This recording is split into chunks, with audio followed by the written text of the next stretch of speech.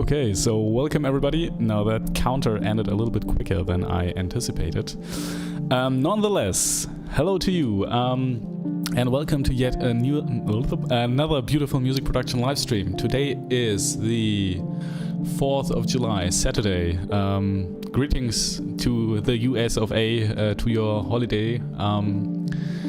Yeah, I am Felix Rösch, a Berlin-based composer, kind of mining the edges of electronic, ambient and classical music. That's what I do for more than 10 years now, and here on this channel, especially on these live streams, you will find a very small but beautiful community of music makers sharing our story and always learning new stuff together while I'm live streaming 3 times a week. Right now it's on Tuesday, Wednesday and Saturday. The streaming schedule for that is in the description of this video. So if you would like to join, just say hi. I read out every message and I reply to every comment after, so if you're seeing this after the fact, I also reply to every comment. And yeah, I also produce videos on music production techniques and music gear I like to use about 2 times every month. So if any of that sounds interesting to you, consider subscribing because that way you won't miss any of it. Now that we got this out of the way, hello. Today we will be doing something, obviously. As usual, we'll start with about 20 minutes of improvisation. Then we will, again, as usual, listen back to the improvisation from the last stream. And after that, I'm not quite sure what we will do, to be honest. I think we're going to look at some of the results we got from the music promotion stuff we did on the last stream, which is kind of, well, the results are mixed, I would say. And after that we might also look into starting a new piano track, because we finished one already for the new EP and we might just start the next one. Yeah, so wait, let me just open that window here and then we can start the improvisation, which I'm really looking forward to. Okay, see you soon, in about 20 minutes.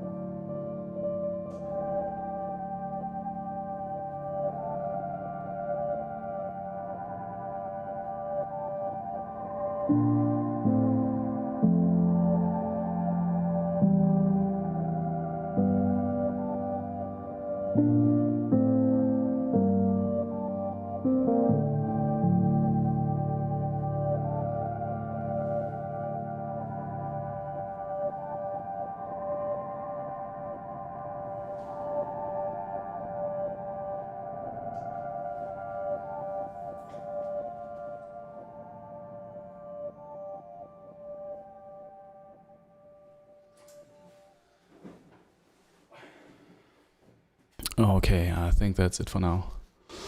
Yeah, that was...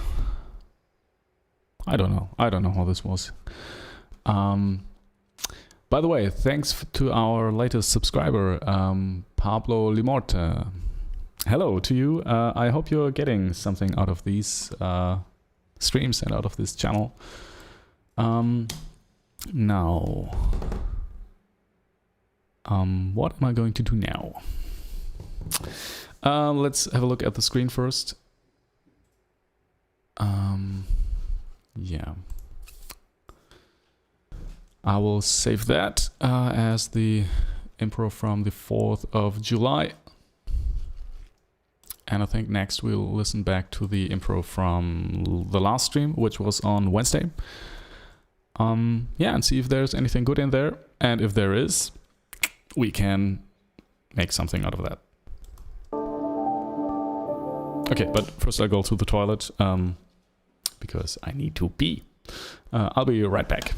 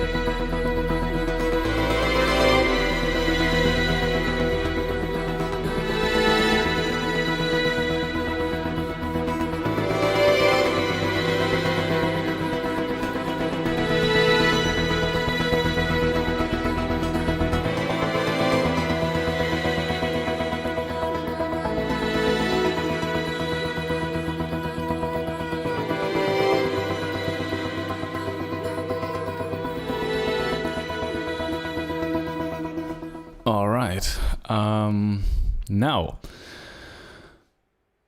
Let's have a listen to this improvisation. Again, this is from Wednesday. So from this Wednesday, July the 1st of July, 2020. Oh, I think we need to start here.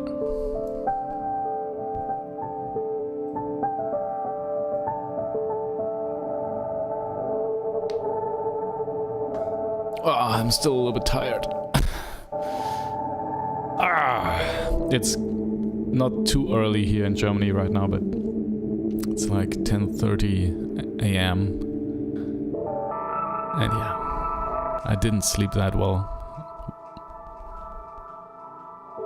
Okay, that's the way I usually start these improvisations lately, with just some stuff on the... well, I like these little blum blum blum little arpeggios here,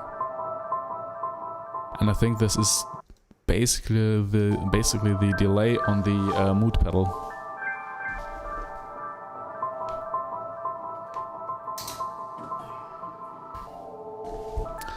Yeah, which is a lot of fun to play with, especially live.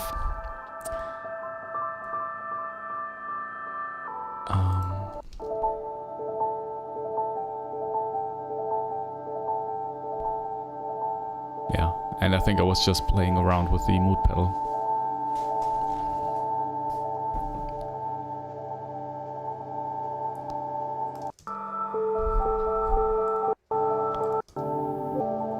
Yeah, you can definitely hear the clock, like this pitch shifted, bit crushing here.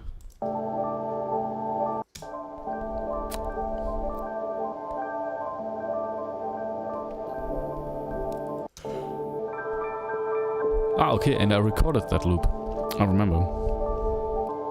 That might be interesting to improvise too. And it's a little bit too loud, definitely. Wait, let's make that source a little bit quieter. And by a little bit, I mean -6 dB, which is a lot.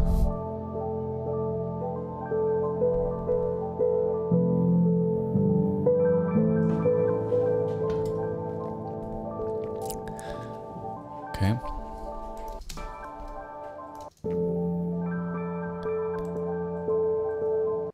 And in case you just tuned in, we are currently going through an improvisation from the 1st of July, so from this Wednesday. And yeah, seeing if there's anything good in there, which we might use to start a new track. But I didn't discover anything yet. I mean, we're at minute 3, and usually these improvisations are like 20 minutes long, so we have some way to go, and maybe there is some gold in there. Maybe not. We'll see. Okay. I don't like that. Finally a melody has entered the room. That's... I kind of like it. I kind of like it.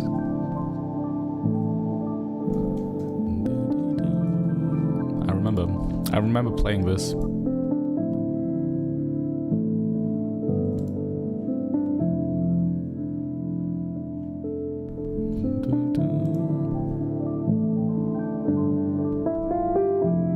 Yeah, this can be varied with some different melody tones, but notes, but it's pretty generic. Although it's nice, but it's very... I'm not sure about this. Okay, and 1 octave up. Yeah, well. And I missed the keys. That's okay. That's an okay idea. Let's mark it orange. And you know, sometimes when this keeps on playing in my head for the next 2 weeks or something, I know I have to work on this. Right now I'm not sure. No, I'll just leave it there. Hey, Play Long Tracks writes, hey Felix, how's it going? Yeah, slow. My girlfriend and my daughter are away for the next week, and I'll be away as well for about 1 week. I'll be in a theater production in the south of Germany, in Konstanz. So I will not be able to stream then. So this is our last stream for the next 2 weeks, actually. Like, the next stream will literally be in 2 weeks from now. But the benefit of that is that right now nobody is here in this flat, which is both kind of lonely, but the advantage is there's nobody disturbing us, so we can... Basically, I could stream for the next 8 hours if I wanted to. How's it going at your side? Have you been working on some tracks?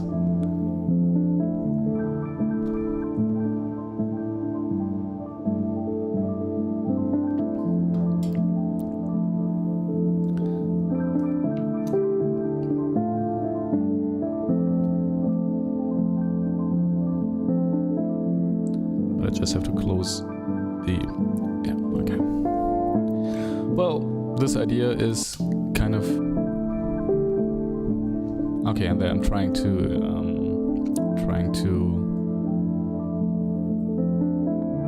vary it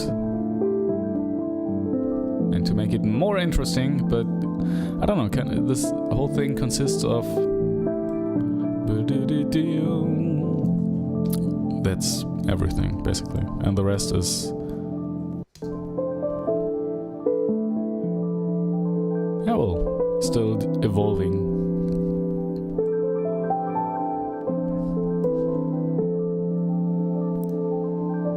Play Long Tracks writes, okay, yeah, you've got some time to really focus on the music. Yeah,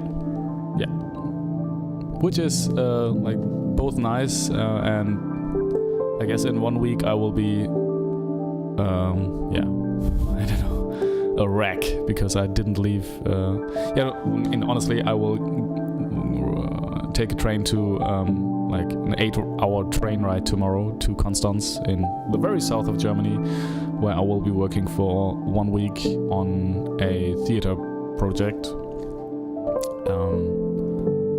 Okay, that's interesting. That's another one. So yeah, I will be working like 13 hours a day. So really, this will not be very... but I will focus on other music I wrote for that theater play. We can also listen to that if you like, but it's very... I don't know, it's a little bit different. I like this. Again, this start, this... and this syncopated...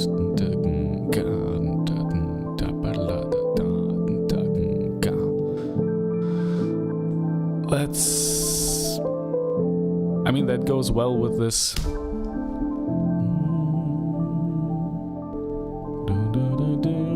And do is also a possibility. And then we have this. So these two ideas go well together, I think. Although they both are pretty generic. And I still like it. You know, I don't think that's necessarily a bad thing. Hey, Cal writes, hey man, hello to you, nice to see you, honestly. Nice that you're there. Play Long Tracks writes, do you prefer the theater work more than working in the studio? No. I really am this studio geek. I love sitting here and writing music. Although what I really like is working with other people there. And in this case, there are no musicians, so only the players who will be singing and who can also play instruments. But I also really enjoy, for example, when I write music for audiobooks or film scores. When you go to the recording session and there's a choir sitting there, and you can sit with them in the room and they are singing or playing on the orchestra. What you wrote. That's also really nice. But I really prefer. I mean, that's nice for, I don't know, a couple of days maximum. And it's really painful when things don't work out the way you planned it. But yeah, I am this couch potato here, studio potato. I love to sit here and work on sounds and yeah. And best case scenario would be I could invite musicians to come here every day, and then we would just record something and jam a little, and I would build something out of this. Yeah, if I could do that for the rest of my life, I would happily do it. Okay, but this here... Okay, again, unexpected major chords. I think this is in D major. Or is it? D minor? I mean... Oh no, it's in A minor, A major. Okay, that's an... And with a ninth in there. I mean, it's not unexpected if you're in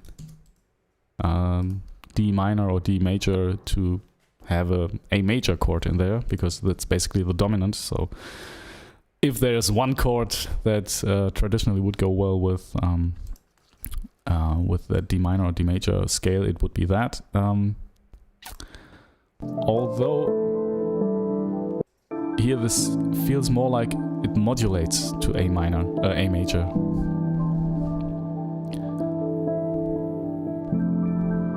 So that's interesting as well. I don't know why I marked this red. Hey, Maciej Sadowski. Hi, Felix. Hello to you. Hello to you, Maciej. Wait, and I'll do what I do on every stream.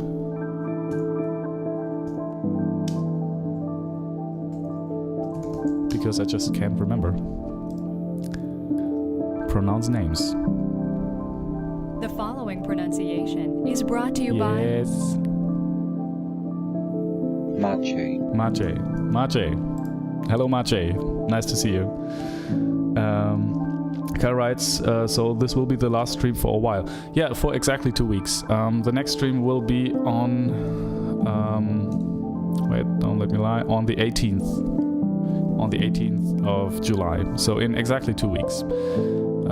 And the reason for that is that I'm in a theater production next week, so I will leave tomorrow and will come back on Saturday, but then I will first go to my family, who's with their parents, so I'll be there until Wednesday. Yeah, that's basically 1.5 weeks, and so the next scheduled stream will be on Saturday in 2 weeks. This is our last stream for the next 2 weeks, but I think we can get quite a few things done today. What was this? But I think I have to listen to this. And I think what I also would like to do, I don't know if you... I don't know, it's really... I have not really an idea what we'll do today. But I would like to have a look at the... You know, on the last stream we did some music promotion stuff. And made that, press release, that EPK stuff and all that. And yeah, I would like to show you the results of this, because maybe that's interesting for you to see. I think we'll do that after this. Well, this is kind of okay here. It's kind of okay. Yeah, and after that we might start a new piano track, although I don't think we will ever finish this today. So I don't know. I think it's better if we start a new track when it's when we can work on this continuously. So I don't know what we'll do. Maybe whatever you want to do. Hey, Cal writes. Just wanted to say that I've learned a lot from the streams. Thanks. Oh, you have. That's beautiful. Thank you, Cal. If you have any questions. Feel free to ask. I'd be happy to help. Yeah, I think it's always fun to see other people's process. But I've said that countless times now.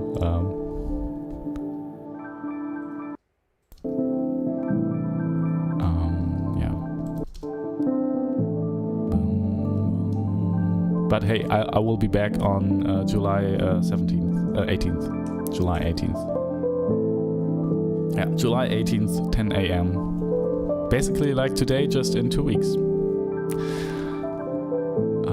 So I kind of like this year as well. You know what I like about this whole streaming thing for me is an experiment as well. You know, hey, Mixing Scholar, good morning. Good morning to you. This whole streaming setup here is an experiment for me as well. I've never done anything like that. And what I really like about these is, you know, that I'm forced to, first of all, work the whole time. You know, I can't just, I mean, I could just, you know, go on Instagram right now and do all sorts of stuff, but that would be really boring for you. So I don't do that. Instead, I work, which is good. And the second thing is that I started to improvise again. And a lot on the piano. And, you know, I don't know if you notice, but these improvisations tend to become, at least I think, tend to become better because I, you know, focus more on some ideas and don't let go too fast. Earlier before I did these streams, I was always a little bit afraid that ideas wouldn't work, and then I would just, no, this doesn't work, and leave it. And now I'm like, okay, no, I spend 20 minutes on this idea if I have to, and to, you know, look at it from every angle and to see if there's something to it, or if there's something I can add to it, or, you know, vary it in a way that it becomes more interesting. That's good. Kyle writes, how did the EPK go? Yeah, well, you'll see.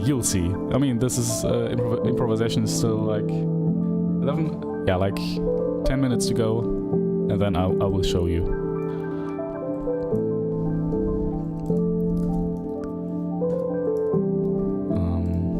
Yeah, it's interesting, I think.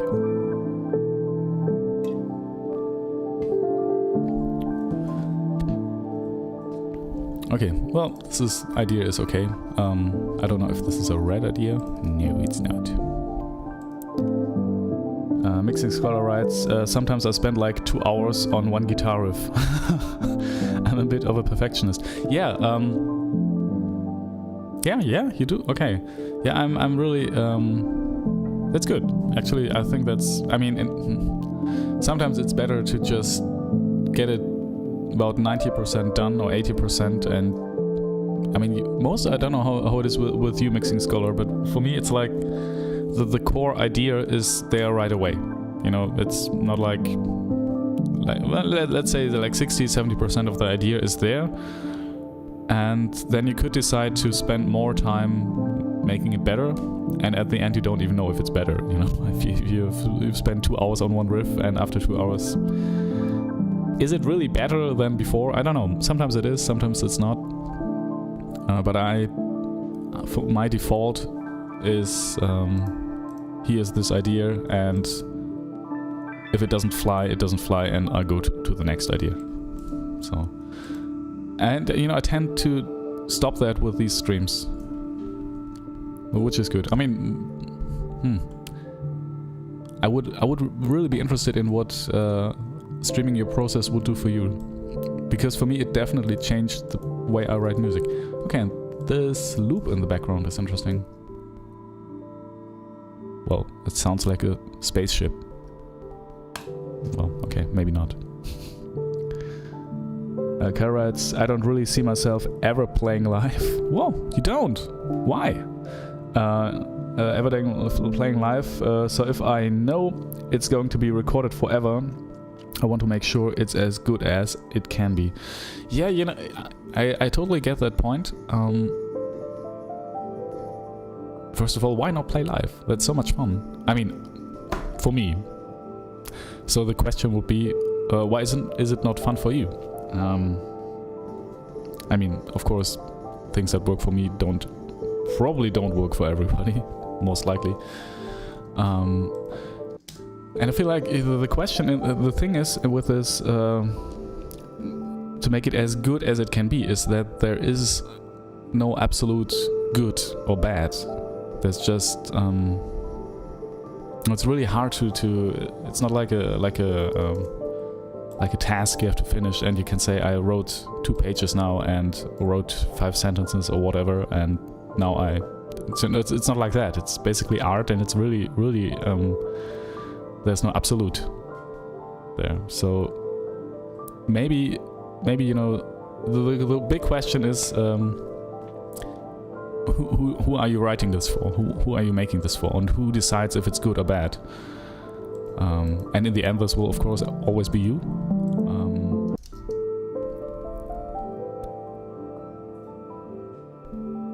Yeah, but I feel like this can really kill the whole creative process if you just focus down on this one element or this one riff, and then you, after 10 hours something, you have a great riff but nothing else. So yeah, I mean, if you have the time and the energy to not only make this riff perfect, but also the drums and also the backing track and also the vocals or whatever, and then at the end you have this 4-minute masterpiece, and you can consistently do that, awesome. I think I could not.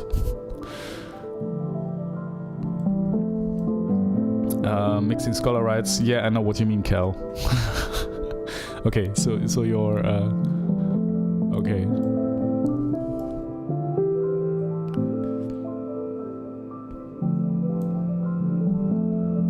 Yeah, no, I felt like I want to get ideas out of my system. I don't want to have them sitting there for too long. Then they can start to, I don't know, I get a chance to think about them for too long, and then I'm not sure anymore if I like them, and then it's over. Like, then I won't finish it ever. That's why I started to, also finish ideas I still liked, but I was not so really convinced about. And again, it's I think there are really very few cases, if you're doing this professionally and if you're doing this every day. Sometimes there are ideas that you feel are really good and that really connect with many people. Oh, okay. But I think that it doesn't happen often, and it doesn't have to, I mean, it's good if it happens, and I'm always trying to get there. But if I'm starving on the way there, it doesn't help.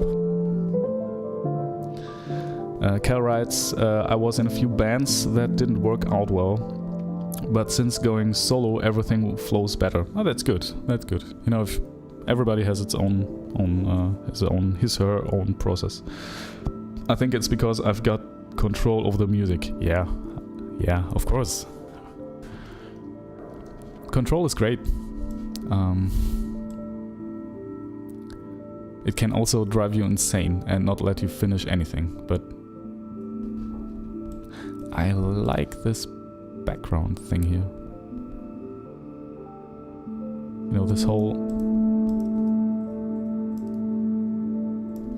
I like this.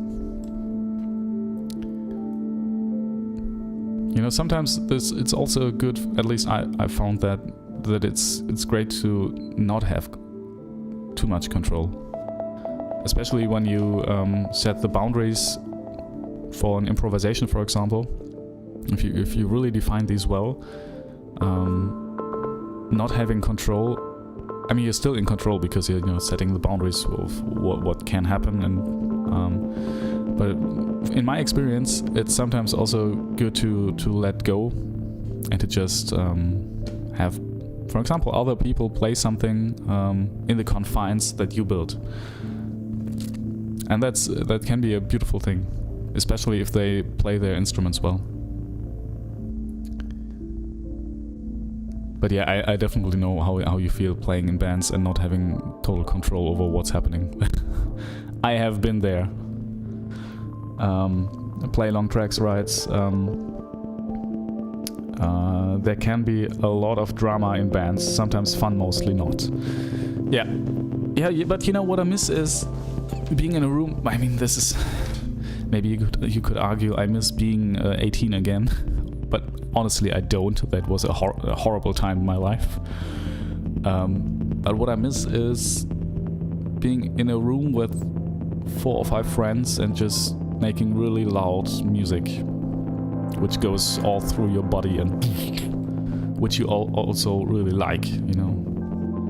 And I didn't really, I don't know, I tried to play in other bands after I moved from my hometown way to other city.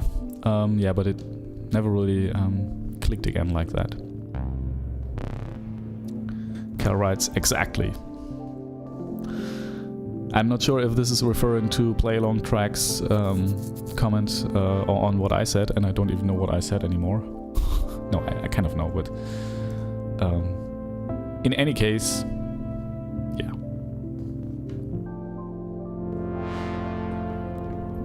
Okay, I'm not sure about this here. Yeah, I was... then I was discovering these little plonky things. Yeah.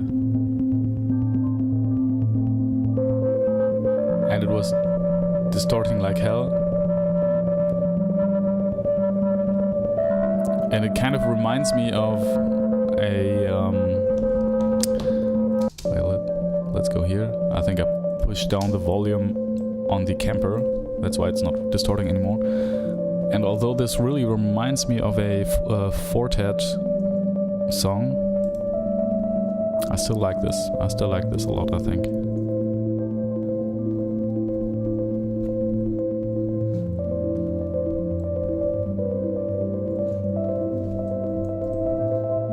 But here I was going too fancy, you know? It became...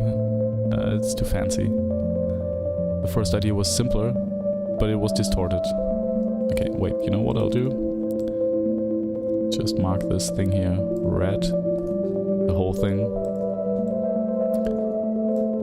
Yeah, that idea was okay. But it's more like a like the end of a melody, like the tail of a melody, which was just repeated after the song is through. The song is kind of finished, or the piece, however you like to call it. Okay, I like this.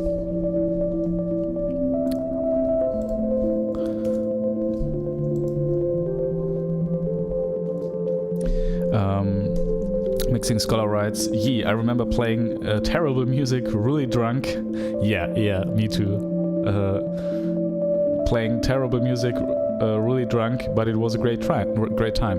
Yeah, I had lots of like personal problems when I was that age. Probably everybody has, you know. But I also remember lying in the rehearsal room, completely drunk, and with friends making music. And that's, you know, in the end, that's better than when you're only being drunk and not doing anything meaningful. I don't want to say that what we were playing was meaningful, but in a way it was, you know. Mixing Scholar writes, well, it sounded good to us, but it probably wasn't. Yeah, right? But that's you know, I think that's the blissful ignorance of youth. That you don't... And it's also, you know, it helps to stay productive. If you have this, you know, if you have Beethoven and all these, you know, the whole music that has ever been written on your shoulders all the time when you're writing, you basically can forget it. I mean, I could never write music that way. So if you don't know anything and just, you know, play your 4 chords and this is like the best music you've ever heard, it's awesome. You can continue, and this gives you, at least it gave us, you know, the motivation to continue.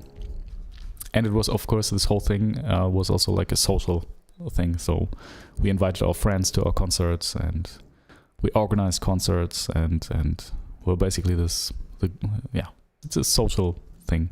It was, at least. Yeah, but then it all fell apart, like it always does, most of the time. Okay, save this? Yes, let's save this.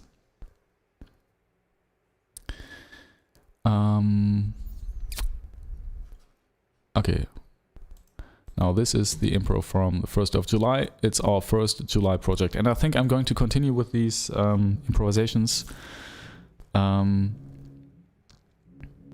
Yeah, at least in July, maybe in August as well, until we have enough tracks for our next EP. Now, let's save it. And now, what we'll do. Cal writes, do you prefer your 30s or your 20s? I'm in my late 20s and they have sucked. Well, obviously this is different for everybody. But I was carrying lots of,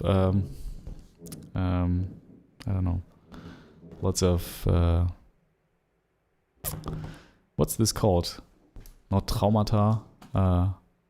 Lots of really bad experiences I had to overcome in my 20s. And at the end of my 20s, I started to become quite successful with my music career back then. Quite successful, and by that I mean like in my mid-20s, I won a couple of composition awards and got some attention for that. And then people started to work to pay me quite well. So when in the end of my 20s, I was recording with huge orchestras and thought this basically went like this. Career-wise, went all up all the time. And then at some point, it just didn't anymore. And yeah, that was kind of weird. And right now it's kind of, it plateaus. The great thing is it plateaued at a place where I can, make a living off of this still, since 8 years now. But it didn't really take off the way I wanted it to, or I thought it would. So when I was like 27, 28, I did these huge recordings after having done lots of other recordings with orchestras and stuff like that. But it's also something I feel like, people are looking for the next young talent, who they can pay okay. I was, although to be honest, I was paid really well. But I think, people are always looking for the next thing. And, that's great when you're the next thing. And when you're not the next thing anymore, it kind of, I don't know, it's kind of weird. Honestly, right now with my daughter, I'm the happiest I've ever been in my life. I've never been that happy. And it's, it's basically most of that comes from my daughter. But I really prefer my 30s. Mixing Scholar writes, I am 31 and my 20s were rough too. Yeah, right? I mean, there are some people I talk to who say, I want to be 18 again, that was such a great time. And I'm thinking like, no, please not. But hey, it's different for everybody,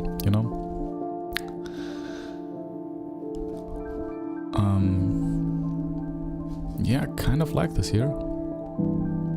I mean, it's a really little cheesy piano piece. Maybe it needs a bass drum. Maybe not. I don't know. But I don't know who it was, but somebody lately wrote if I wanted to use a kick drum or something with my with these piano tracks, and it got me thinking. So maybe I will, or maybe it will be like a 7/8 or I don't know 5/8. I don't know, something like that. Now, while this is playing in the background, oh no, this doesn't have to play in the background. Now, what we'll do now is have a look at the whole music production, music promotion thing we did on the last stream. Now, in case you remember, the last stream was basically all about building this EPK here. And in case you don't know, an EPK is an electronic press kit for my next release, which is all, we finished the last track here on live on stream, and yeah, basically finished this whole EP here on stream. And this is the EPK with a press release for the single that will come out on the 17th. A biography, the MP3 files for that EP, the cover, one in fairly not low res but normal res, and one in very, very high resolution, one with a backdrop, and some photos for that release. That's basically the EPK, and honestly it took quite some time to make this, especially this press kit here. Wait, Mixing Scholar writes, saw on your studio tour video, oh, you watched that, thank you. You have that old German organ. Yeah. I think you said it was detuned, but I think you might get some interesting sounds from it, especially with pedals. That's possible. And I mean, it's not like this. It's not a... Well, it is a German organ in a way. But it's called harmonium. It's basically harmonium. Yeah, like this. This is basically the Indian version. And this is... Okay. Actually, yeah. Pump organ. Maybe it's a German instrument. I don't know. I don't care anyway. Yeah, maybe I'll use that. For some... What this is great for is like sustained notes, and I mean I can also pitch this up after that. So it's like a quarter note down, I think, or up. I think it's up basically. Yeah, so I could pitch this down afterwards, which is doable without too much quality loss, I think. Yeah, I'll see. Let's see. Maybe we could do this on the next stream and try something with that. But I think on this stream I won't start anything new because again, if you just tuned in 2 weeks, we'll stream again. The next stream will be exactly in 2 weeks. So today in 2 weeks on the 18th of July, 10 a.m. Central European time. Yeah, maybe we'll do that, but we'll definitely start a new track then. Now, let me just walk you through this here again. Yeah, we spent quite some time doing this, and the great thing about the showcase thing here, showcase is from Dropbox, basically, where you can have a Dropbox folder which looks a little bit nicer. That's all that is.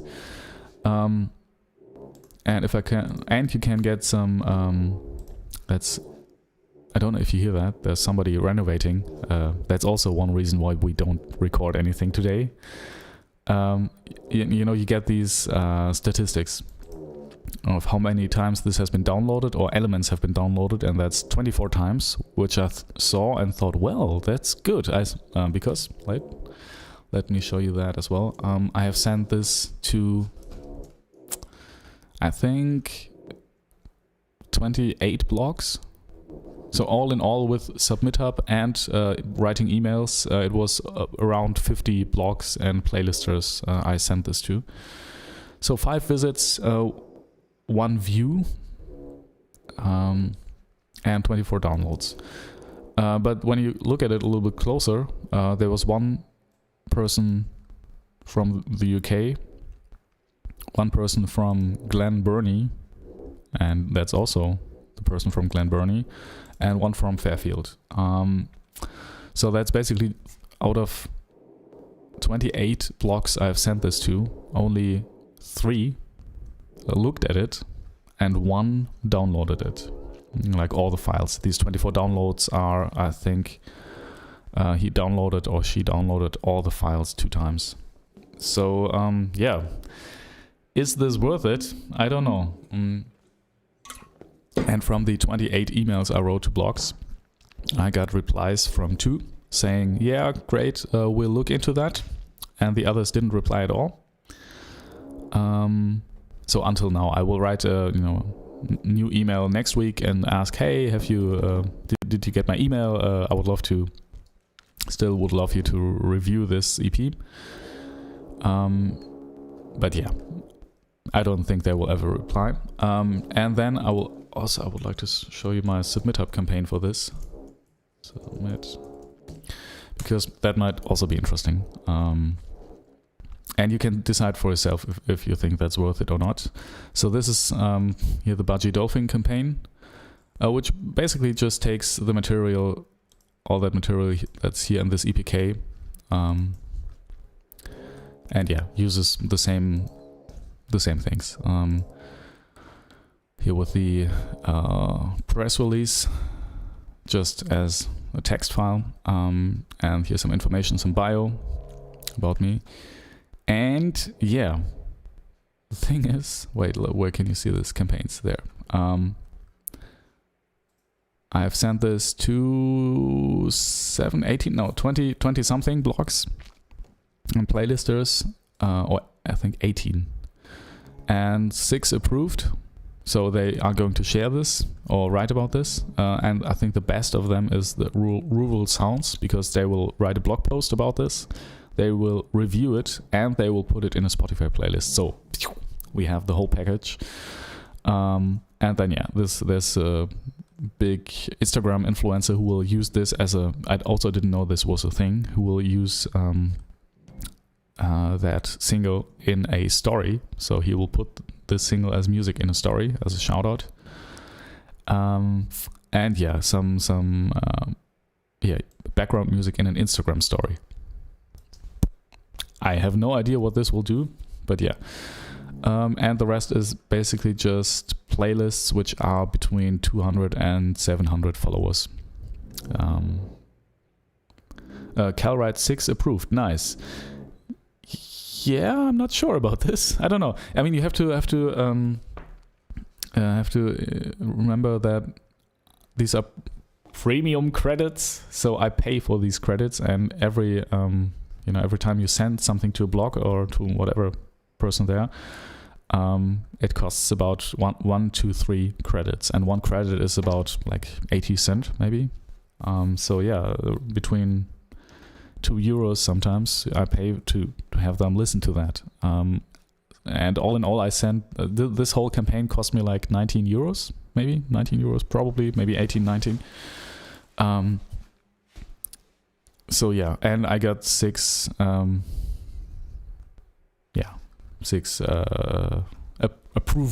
approved messages for that. I don't know if this is worth it. So this is the one thing I will do. And yeah, let's see. From the blogs, and I mean, what's also interesting is to get the feedback from these blogs. So some wrote,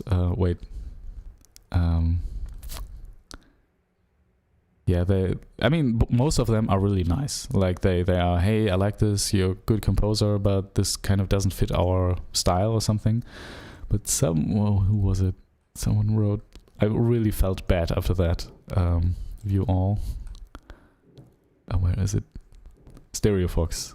So the track was very low when it come to the volume, and even though the strings were pleasant, a bit more work on the mixing would have brightened the track up. All the best. I mean, that's honest. But it still hurts. It still hurts, you know. Another one wrote something nice. Where is it? Yeah, something missing and stuff like that. What was it? I can't find it.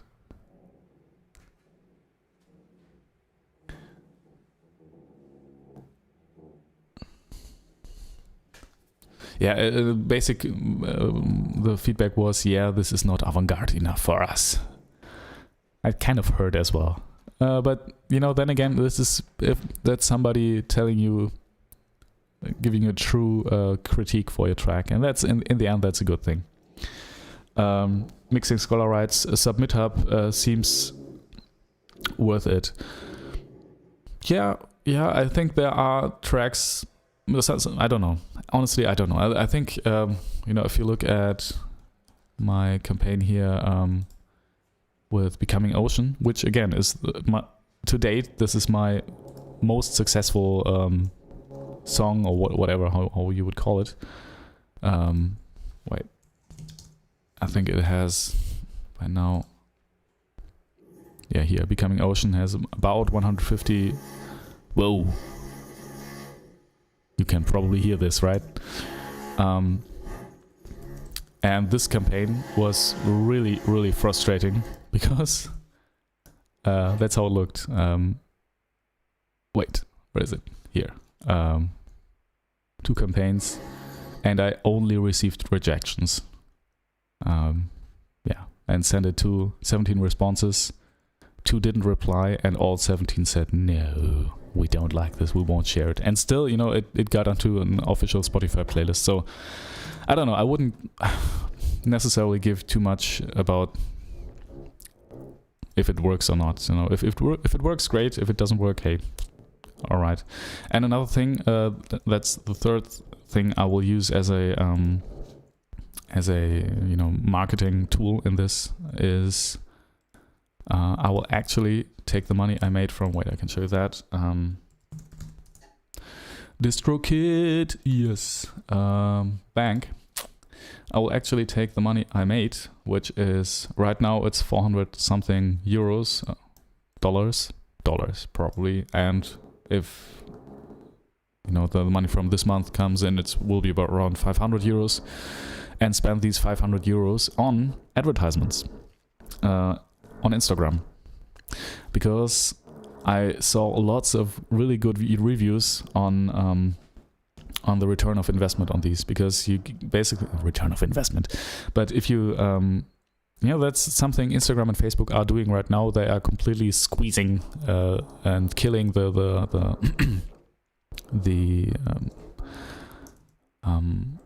natural growth of their followers or of their influencers, for making them pay for their reach. So I've heard and seen lots of videos from people who actually do that a lot and do these advertisements, and have really great success with it. So yeah.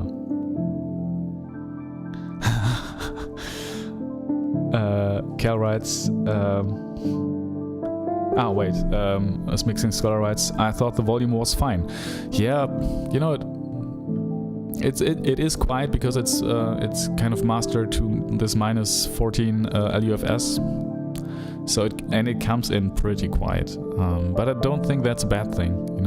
This is supposed to be not this techno track, which basically has not that much dynamic, but it's, if you listen to classical music, there's so much dynamic range, like 190 dB sometimes, where you have a very, very quiet violin solo or something like that, and then the whole orchestra tutti is incredibly loud. So yeah, that's I take all of these critiques as some kind of as their personal opinion, which it obviously is. So but it still hurts, it's still our baby here they don't like.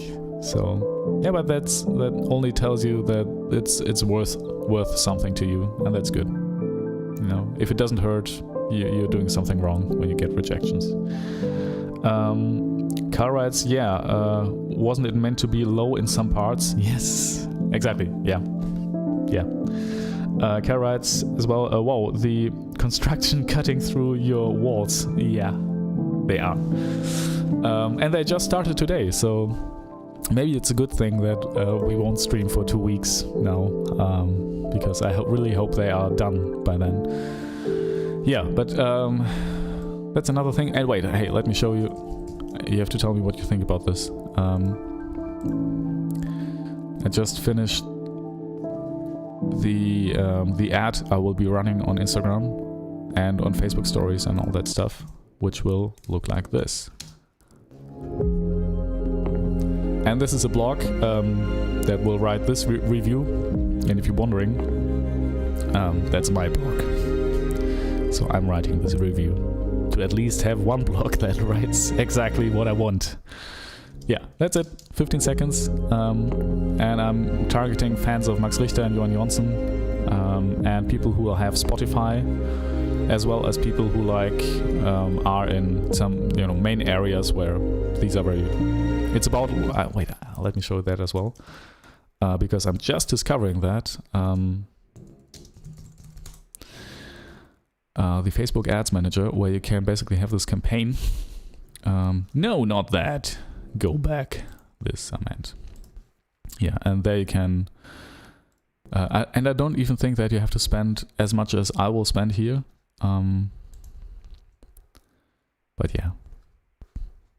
And I'm also, great thing is you can also try out. You can also try out all sorts of different campaigns and do A/B tests and see which one works best and stuff like that. So yeah, here I have this campaign set up already. And of course, you can use a Facebook pixel. So you can also track how many people have actually gone to Spotify, and you can really get the audience, get the people you want. So here, for example, this audience, I basically have people from Austria, Australia, Canada, Switzerland, Germany, Denmark, and so on. Ages between 23 and 59. This is basically what Spotify tells me. So if I go to my artist profile on Spotify and I go to audience, you get this. Wait, where is it? Followers? No. Yeah, you get this listener's age. So here it's mostly between 28 to 34, which isn't surprising because that's kind of my age. Yeah, and this seems to be my audience. So I just narrow it down as much as I can so I don't pay for people who don't want to see this. And then you can say, you want people who interests in electronica, classical music, Max Richter, Spotify, Johan Johansson, and all. They have to like all of that. And then, the audience is kind of 300,000 people. Yeah, and then I'm trying to reach them. And it's highly targeted and only in-stream stories. And maybe I'll do other things as well, like in posts. And I'm really interested to see how this works as well. And of course, I will show you if this worked, how this worked. But from all I've seen so far is that this can really work well. Although when I'm seeing an ad like this on Spotify, I usually just tap it away. But apparently some people go there. Play along tracks rights seems good to me. That's good. Yeah, I think it's okay. It's okay, right? And it's about the Baji dolphin, and there are dolphins, and the cover is there, and listen on Spotify. Cal writes, I forgot to ask last time, the sub pack is sold out. Oh, on the site. Is there anywhere else I can buy it? Well, I would just Google. You can just go first thing I would do is go to Tomon and look if they have a sub pack.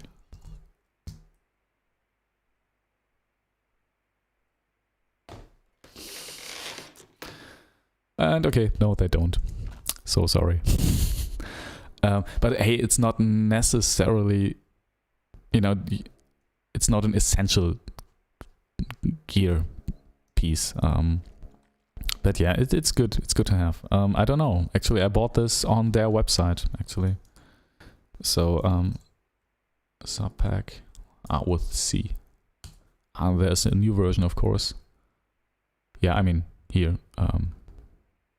There it is. Pro Audio Gear. Or here. I know. Yeah, just Google, right? And maybe it doesn't help, but yeah. I'm not really sure what we'll do now.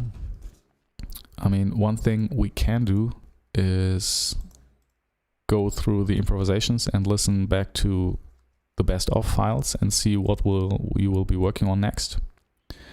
Or if you have any questions about the about the campaign I will be running for this EP. I'm still kind of I don't know.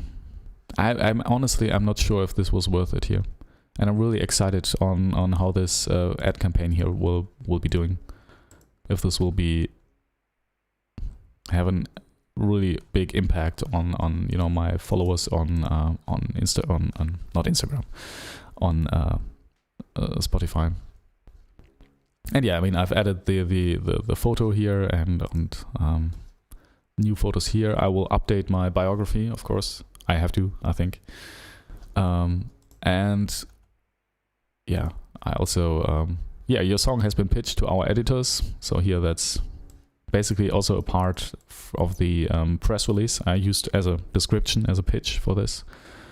Yeah, I don't know how this will go. And honestly, I think the most likely thing will be that this will not get on an official Spotify playlist. I will get some decent release radar plays from Spotify, and that's it. But the good thing is, honestly, the good thing about this is if this single doesn't work well, I have 4 other singles from this EP which I will be pushing out and which might do better. And if they don't, that's okay as well, But I don't feel like I've been working on this whole EP and one song didn't do well as the lead single, and then I have to start on the next one, and the other pieces get ignored. So yeah, I will basically do this here, what I'm doing now, with all these 3 elements: the Instagram and Facebook ads, the Submit Hub campaign, and the emailing to blogs for all of these tracks. So for all of these 4 singles. And hopefully this will work. And if it doesn't work, hey, next time, right? This works. I know this works at some point. Facebook writes. Cal writes, do you need a Facebook page for the campaign? I think you do, but you can't just make any. I don't think you need a Facebook page. I think you need a private profile on Facebook. I'm pretty sure about that. And well, I think maybe you do. Maybe you do need one. But you know what I did? Also because I wanted to A/B test this, I made a page, wait, let me see, for my label, which is, again, basically just me. And here I can choose whether I want to run this ad from, let me see what this is. Ad identity, is it here?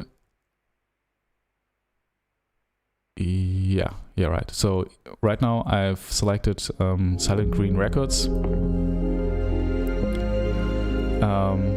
So it will look like this here. Let's see, on Instagram, for example, the ad will look like this. Here's Silent Green Records. And I'm doing that because from what I've heard is that, and I'm going to A/B test this as well, that if you're running an ad like this from your artist profile, people are less likely to take this serious. And if it's from like a record label or something, they are more inclined to click on it because they think it's more legit. I have no idea if this is true, but I'm going to test it. But I think with all the noise here, you hear this? That's crazy. With all that noise here, I think I have to stop now. Oh, that's kind of depressing.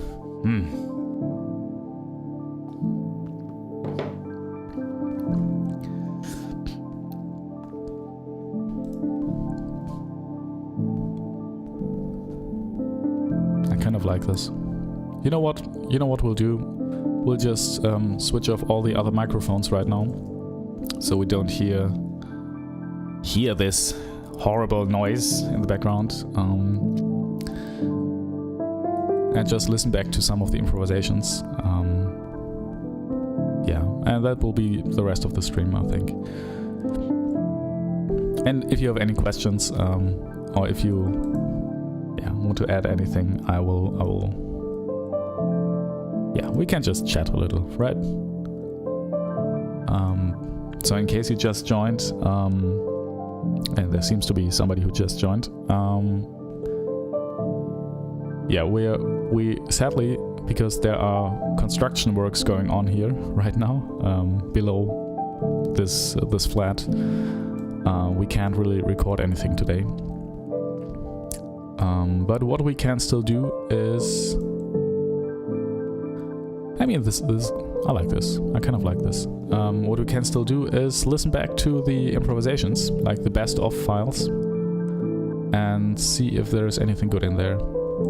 So basically it's the crème de la crème, and then we have to figure out the crème de la crème de la crème, and then the really best parts of this will become a piece. But yeah, I kind of like this.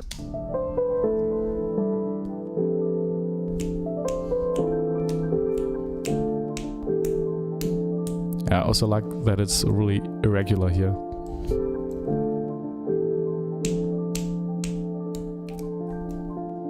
And major chord. Major chord. Yes, major chord. Mixing Scholar writes, so you will release all the tracks from the EPs as singles and then drop the EP. Mostly, yeah. The EP consists of 6 tracks, and I will be releasing 4 of these tracks as singles. And again, the reason for that is that, you know, I don't want, for example, right now, I have this EP and I spend a lot of time on all of these tracks. And then, you know, usually the usual process would be you have one lead single you put out when you announce the EP. So basically in 2 weeks. Oh, you know, another thing that will be really interesting on the stream for the stream on the 18th is that one day before that the single will have dropped. Yeah, but yeah, get back to the point is I feel like when you put all that work into these tracks, these days it's really hard for the rest of your EP or for your album even to be noticed. So it will basically just, you know, you have this one lead single, and if this doesn't do well, it's gone. Yeah, and that way I can, you know, get some attention for all of these tracks. And you know, my you know, the marketing budget for this will be all of the Spotify revenue I made here. So it's basically 4 tracks. Each one gets about $100 for their marketing campaign. Yeah. And maybe I don't know if maybe I should also, you know. Yeah, but I feel like if you put all that work into these tracks and into this music, every track should, or all the tracks that are most likely to get some attention should get attention. And it's really hard to do that these days. Either you pay for it, and I think on Instagram by now you have to pay for it because the organic reach is pretty much dead. So I think on Instagram you have to pay for it. And as long as there is not really a viable alternative, and I don't think TikTok is really an alternative, at least for me it isn't, because, you know, this platform is basically in the jurisdiction of a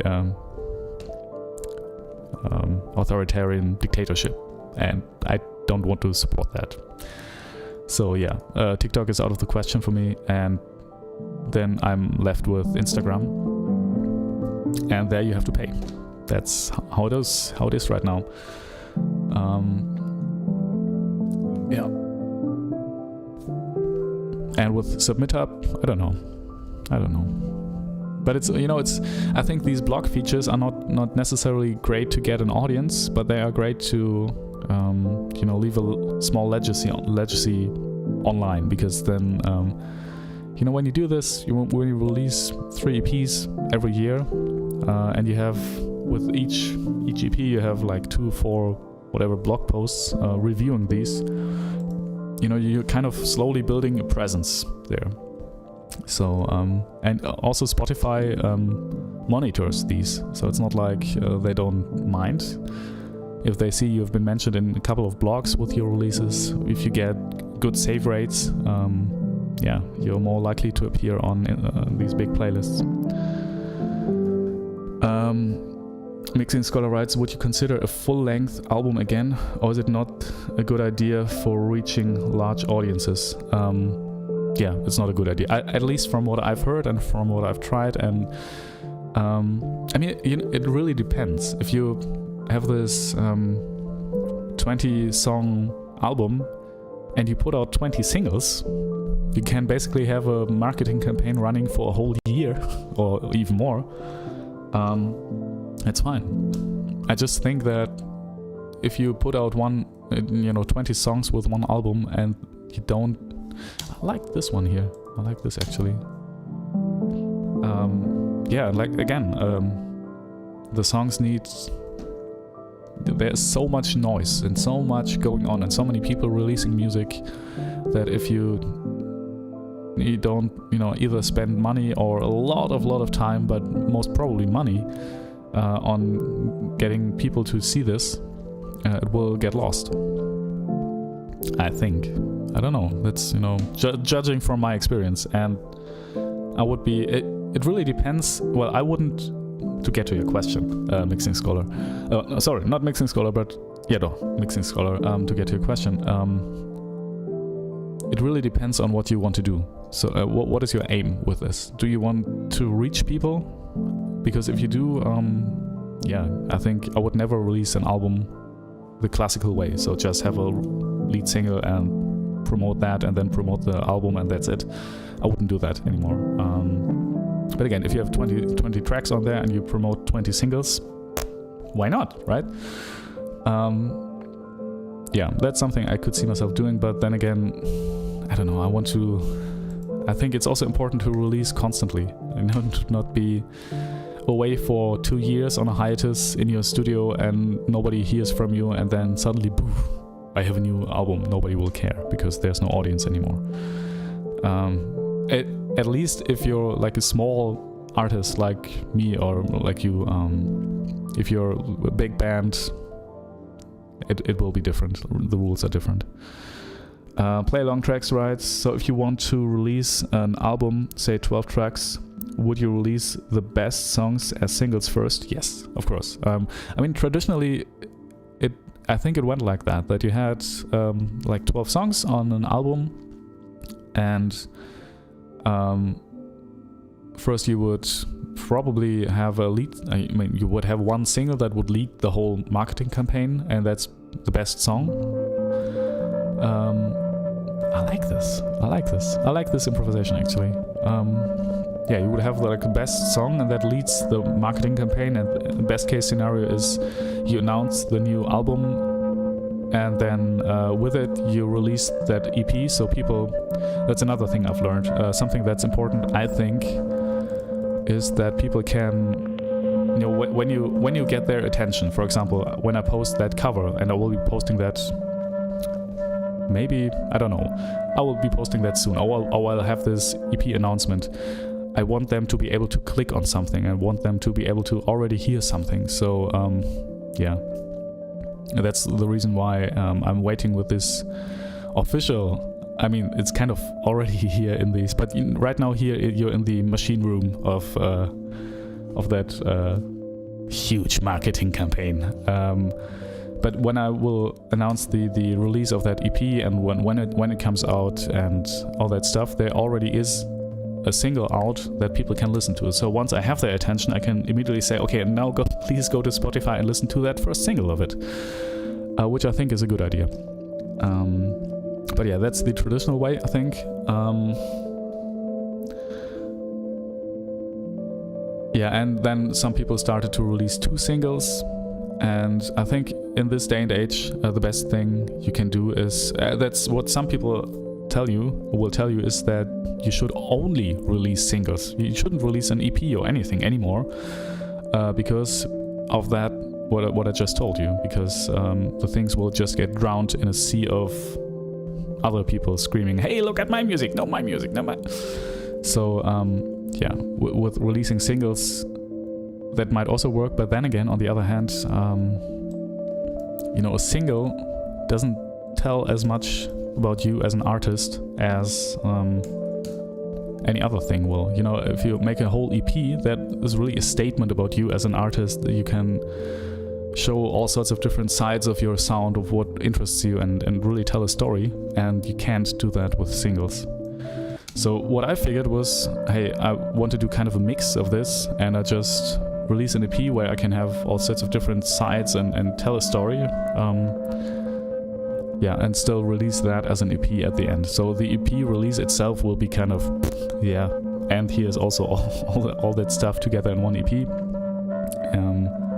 But yeah, I don't really know. You know, I think nobody really knows. But from from all the things I've read and seen people do and what worked for other people, that might be a good idea. Cal writes, the music industry is kind of getting like pay-to-win games. Yeah, all these microtransactions, people who can't afford ads get left behind. I don't know, you know, and I mean, it's not like you will have to spend that amount of money on ads. You can also spend like 5 euros a day or something, and you do that for 1 week. Another thing is, what I just learned was that Spotify looks at the 1 week after release of a single and looks at how well it performed with an audience. So, and how well it performed basically means how many people have listened to it, and have they clicked like, or have they skipped it after 10 seconds or something.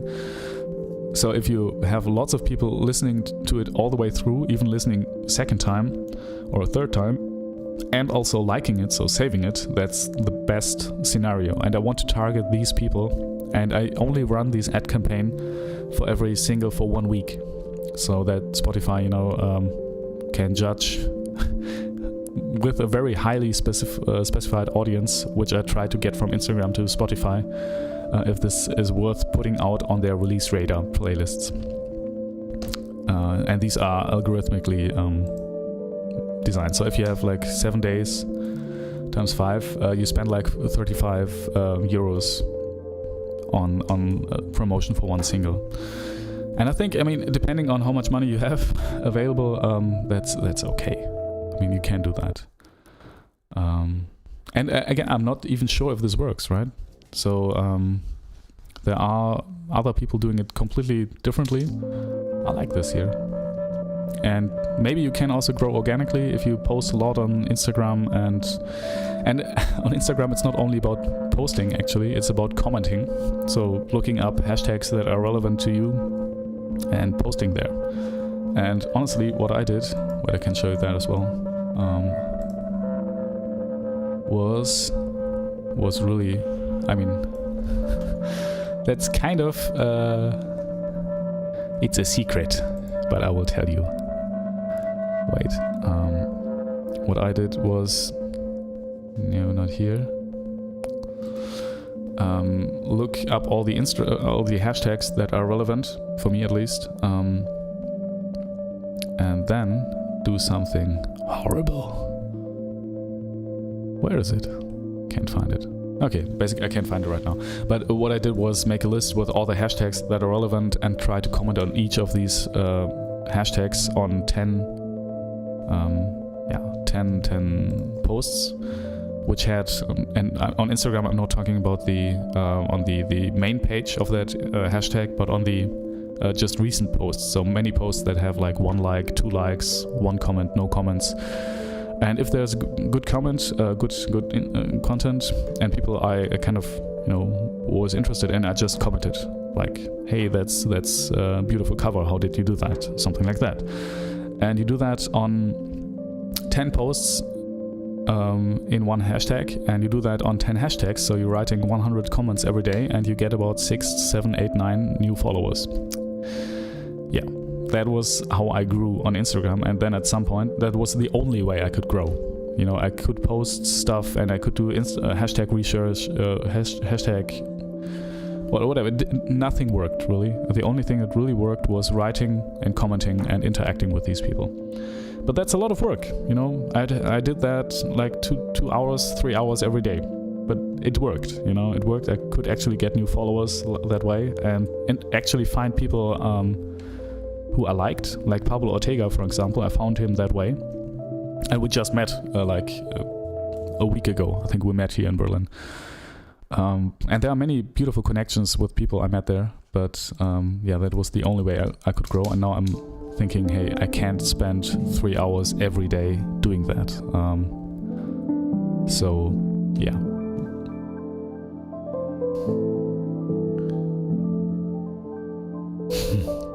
Mixing Scholar writes, wait. First of all, Cal writes, what about releasing singles after an album had been released, so you can see which is the most popular?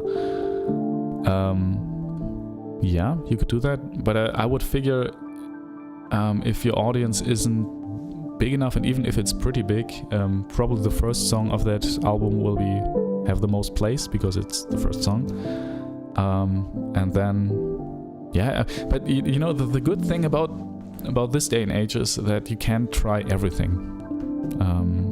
You know, there's no hard rules anymore on what works and what doesn't. So, and there are no gatekeepers except for Instagram, for example, or Spotify. But you know, these are people. Yeah, there are pros and cons to it. Mixing Scholar writes, I think we got to go back to the old ways, giving out flyers in real life. Yeah, and you know, the great thing is you can still do that, and you should do that actually. You know, you should play live. I think because I think people are looking for real experiences, and once you're in a big room with other people and there's a band on stage or some artist on stage, that's a whole different ball game than you sitting in a bus with your smartphone and headphones and listening to Spotify.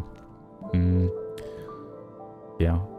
Or wherever, on the toilet. I'm listening a lot to on the toilet, but I think these real experiences in real life with real things you can have in your hands, like a flyer, for example, are even worth more now today.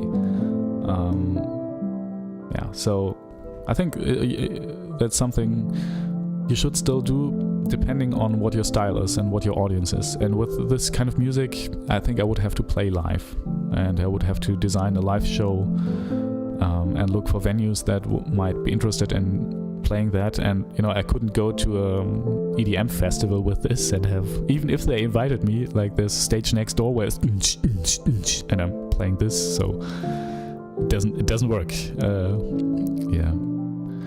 So that's something I will also try to do, like play live a little bit more, because I think like you say, Mixing Scholar, these live events are more important than ever today. Just because, you know, in a way it has gone full circle back to the 1600s or something, or back to the age before music recording was a thing, because now the performance has become more and more important. I think, at least. Oleg Bezuglov writes, hi Felix, nice to see you up and running. Nice to see you too. Today we're basically, I just wanted to listen back to the other improvisations. Today we're just listening back to the best of improvisations, because there is some construction work going on here. And I can't really record anything, which is a shame, but hey, that's the way it is. Okay, let's go to the Best of May project. And right now we're basically talking about how to release music in this day and age.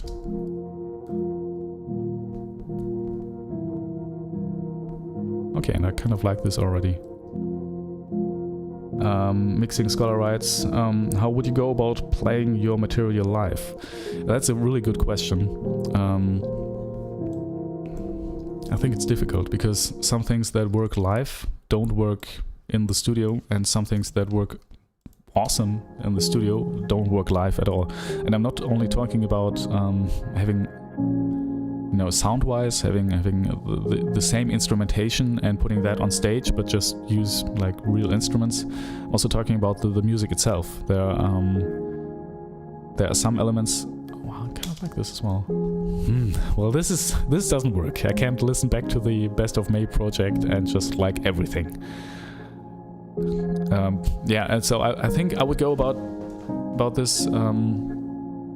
Just taking the songs apart again, like completely thinking like a blank canvas again, and then start to create this with the with the live setting in mind. So yeah, which is difficult because the pieces I've put out so far are all geared towards just studio production, and they are made for working in the studio space. But you know what I would do is I would ask probably 1 or 2 string players to just come over, and then we would rehearse and do basically do trial and error stuff. And I would have to, you know, do lots of taking apart the pieces before that and try to make them work live in a live set here in Ableton Live. Probably have like lots of tracks here, and we would probably also have to use a click track for some tracks. Yeah, I don't know. Like that's what I would do.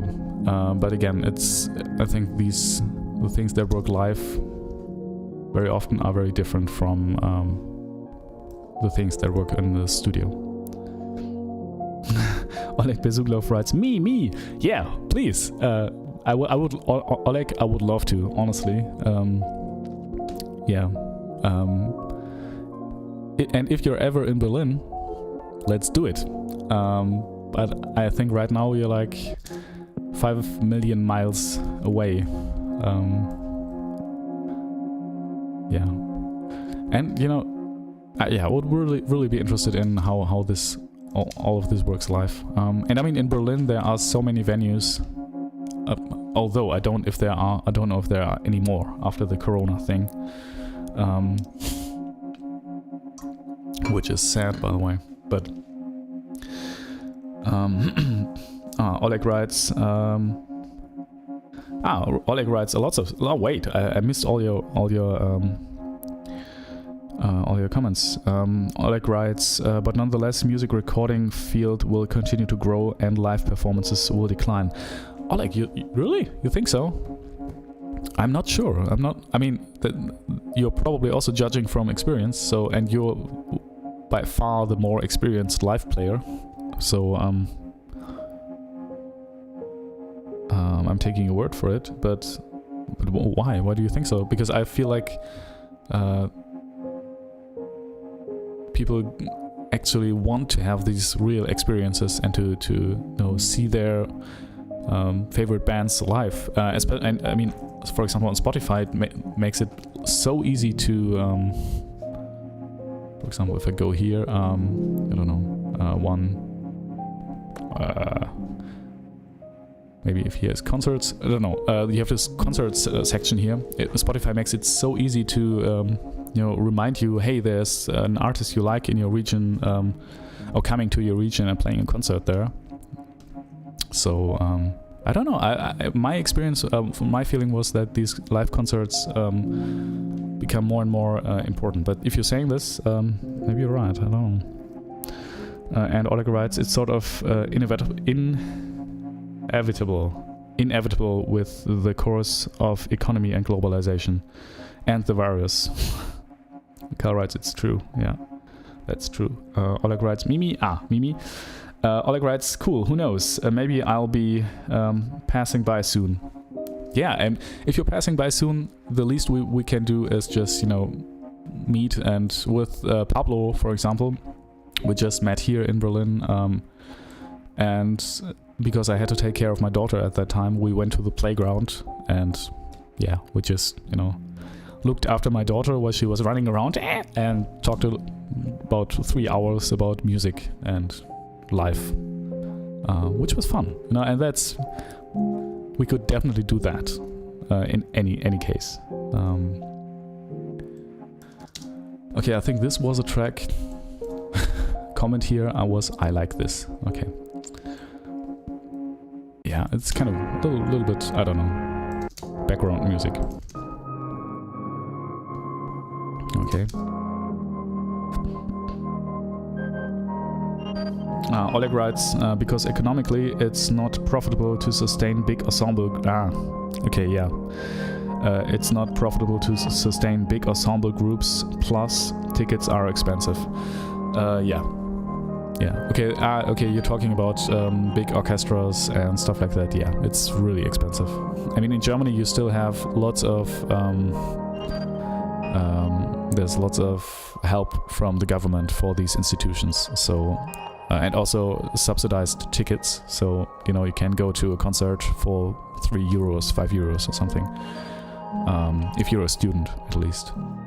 Or if you want to stand in somewhere, I did this in Vienna. If you want to stand in like a really bad seat, but you can still hear the music and see like the people playing and singing and dancing, you can like get a ticket for €2 or something. So it's really, really cheap, and the rest of the money comes from society, basically.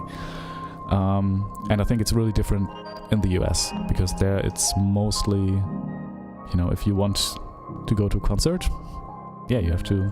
There's no subsidies or no help from the government. Oh, there is help, but I think it's nothing compared to what people pay, what the government pays here in Germany. So I think that's true. And it's also true because I think the audience for these big ensembles is starting to die out. So if I go to a concert, I mean, it's still in Germany. It's there are two sides to this argument. One is basically once you get older, you suddenly start to go to classical concerts more.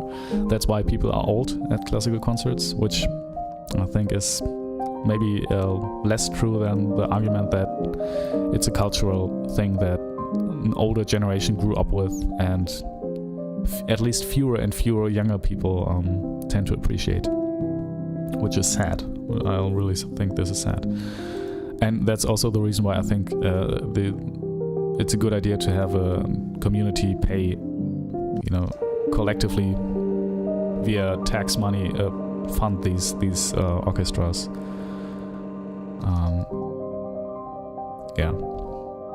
But I think with small indie artists, which are kind of in this pop realm, which I'm kind of in, it's still these live performances become, I mean, also because it's really cheap for everybody, it's just one person or maybe five, so really small ensembles. And in that case it works well.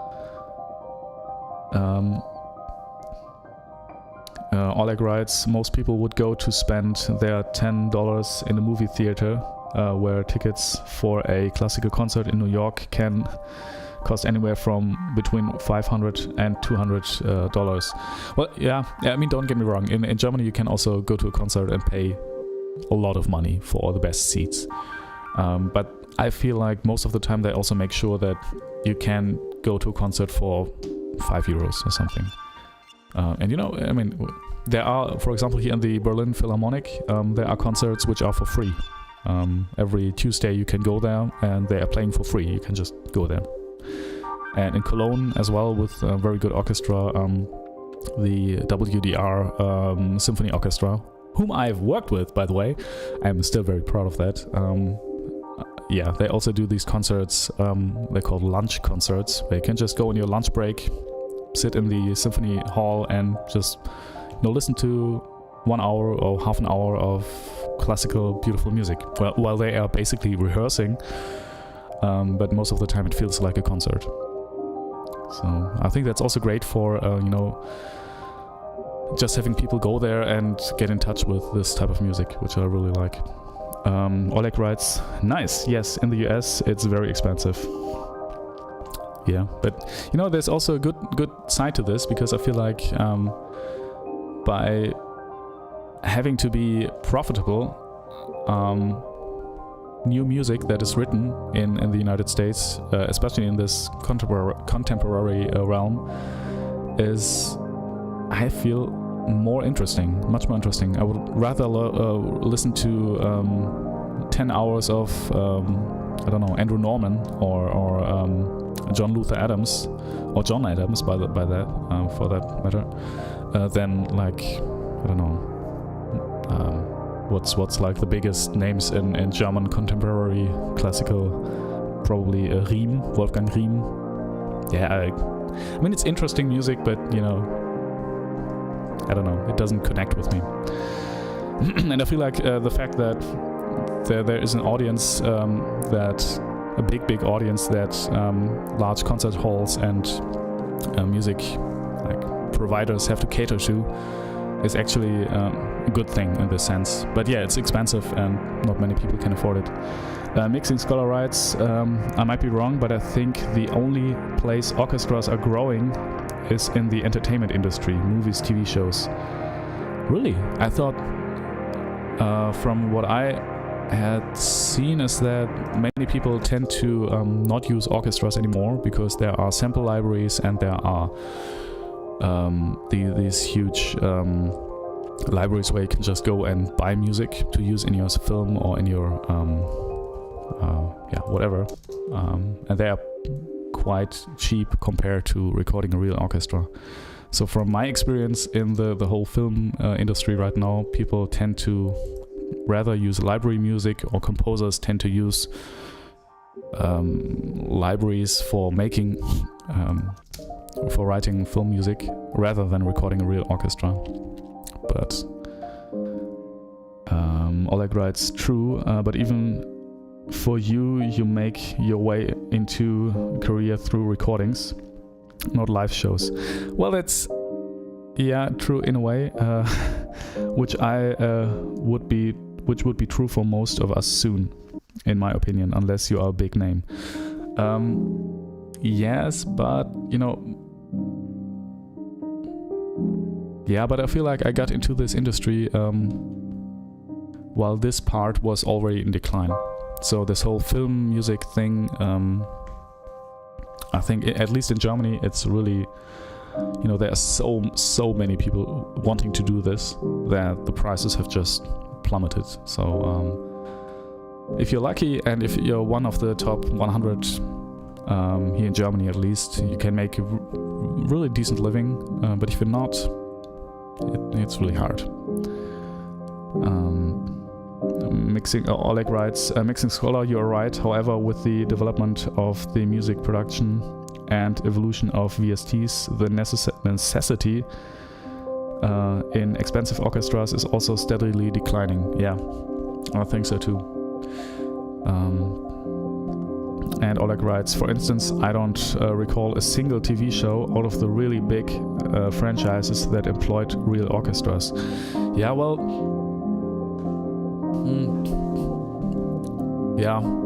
if you look at games, for example, computer games, there are quite a few computer games that actually record with real orchestras.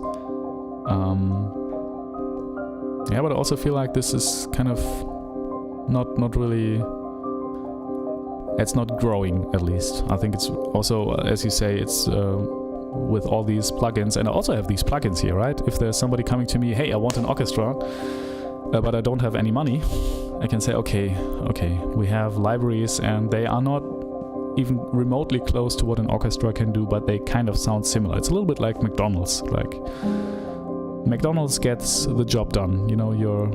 It kind of tastes okay, and you're not hungry after that anymore most of the time. But having a good meal prepared for you by a good cook with good ingredients is something entirely different. And I don't want to become too negative here, but some people tend to not see that anymore. Oleg writes, only VSTs. Yes, true, Felix. Oleg's, and he writes, not movies like Harry Potter, of course. Yeah, of course, they have all the money in the world, so they are going to use an orchestra. Those will always be recording with live orchestras, but there are a few of this scale. Yes. Mixing scholar writes, interesting. Cal writes, I agree. So we all agree. Well, we are all fucked. Great. No, we're not, people. There's always hope. There's always hope. That's why I'm kind of doing this here, because but maybe things will change. But I really hope that these big orchestras will. I think it's. My parents used to take me to these orchestral concerts since I was like a couple of years old, and for me this is something really, really important. Mixing Scholar writes, World of Warcraft uses real orchestras, I assume, but they can afford anything. Yeah, and you know the first, by the way, the first, and it's interesting because it's also a Blizzard game. The first time I was really blown away by the music of a computer game was with Diablo 2. So also a Blizzard game, and I think this was one of the very first computer games that actually had a soundtrack that was recorded with a real orchestra. And honestly, I remember opening up that game and seeing that screen when I was, I don't know, 10 or something, or I don't know how old I was. And listening to this and saying, oh, that music sounds so good. That sounds so good. And I mean, you have to remember at that time the VSTs for orchestral libraries were not that good. So yeah, that was awesome. Yeah, but Blizzard, I think they are recording with real orchestras as often as they can. I also really like the StarCraft 2 soundtrack. That's maybe because I've listened to so many replays of that game and heard that music so often, but I really like that soundtrack. Oleg writes, Heroes of Might and Magic and Civilization. Oh yeah. Yeah, but you know, Civilization was, I think it was 5, or 4, where they were using John Adams music. And I think it was either Harmonielehre or I'm not sure, but it was John Adams, and I was like, oh, that's so beautiful, that's a beautiful soundtrack. And it took me quite some time to know that that wasn't a soundtrack written for that game, but it was original music by John Adams. Yeah, and that's how I discovered John Adams. But yeah, great soundtrack. Oleg writes, yes, just thought about Diablo. Good taste, Felix. We think alike. Very good, very good. Yeah, I mean, I think it's also that if we, I don't know how old you are, but I guess we're kind of the same age, plus minus a couple of years. So we might have had the similar experiences growing up. Civilization 5. Chairman. Ah, okay. Oleg writes Chairman Dancer, Civilization 5. It's from Naxos in China by John Adams. 36. Yeah, I'm 34, so pretty much. Pretty close.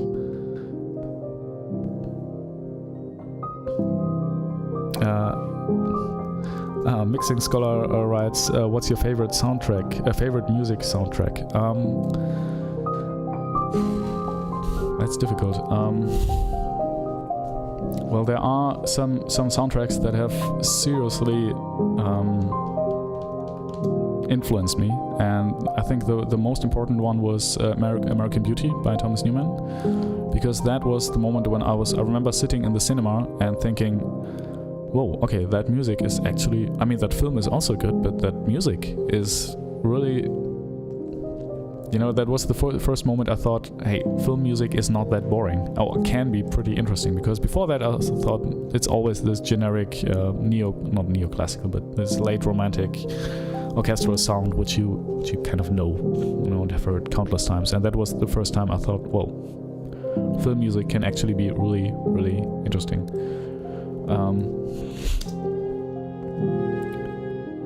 Oh, that's me playing with cello.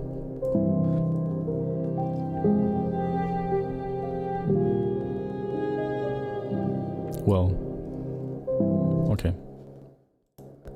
And that's my neighbor renovating his flat. Oh, I'm so happy that I will be away for 2 weeks. Oh yeah, Interstellar. Interstellar is nice as well. Yeah.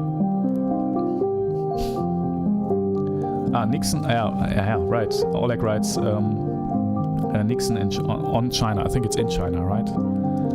That's also nice. I liked the. Well, are you sure? I'm pretty sure it was an orchestral track with lots of harmonics and ding ding ding. Either a short ride in Fast Machine or wait, I will have to look that up now.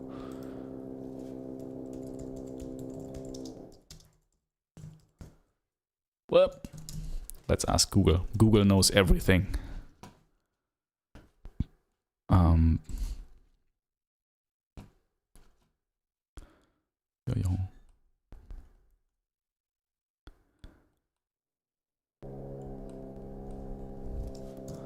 John, wait, let's search for Adams. Wait, let's do it even better.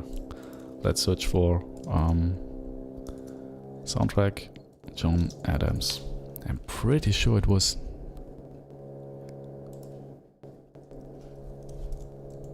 Short Ride in a Fast Machine, or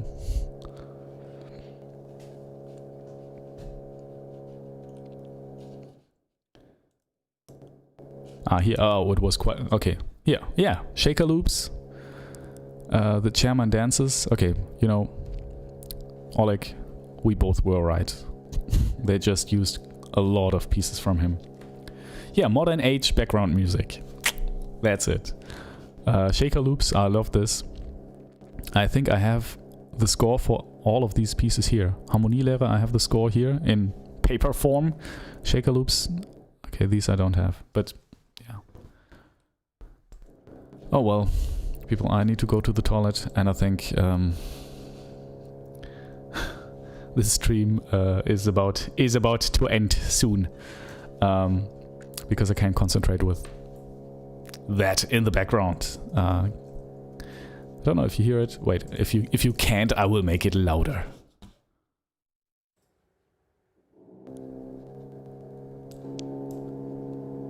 Yeah, that's like on all the time. It's beautiful. Yeah, so some reverb, and I will play this here to play you out, everybody. I'll make this quiet again.